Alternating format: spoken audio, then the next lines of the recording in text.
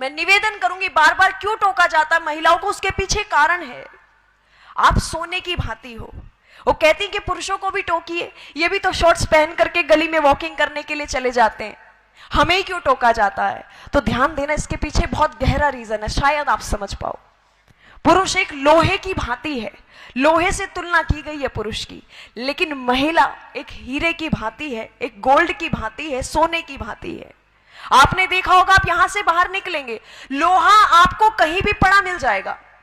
जहां कहीं भी आपको पता चले कि लोहे का काम यहां होता है, तो दुकान से बाहर पड़ा हुआ है, कहीं भी रास्ते में पड़ा हुआ मिल जाएगा, उसकी कोई देखरेख के लिए सिक्योरिटी वगैरह नहीं है।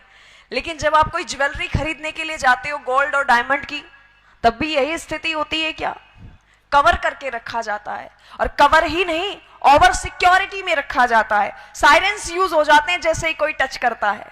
लेकिन यहां स्थिति विपरीत आई, आप सोने की भांति हो। और मुझे समझ नहीं आता कि हमें छोटे ड्रेसेस पहनने में ही क्यों स्वतंत्रता चाहिए, हमें पढ़ने के लिए स्वतंत्रता क्यों नहीं चाहिए, हमें बाहर निकलने के लिए स्वतंत्रता क्यों नहीं चाहिए, हमें कुछ अचीवमेंट्स लेने के लिए स्वतंत्रता क्यों नहीं चाहिए। क्या छोटे कपड़े पहनने से ही स्वतंत्रता मिलेगी हमें?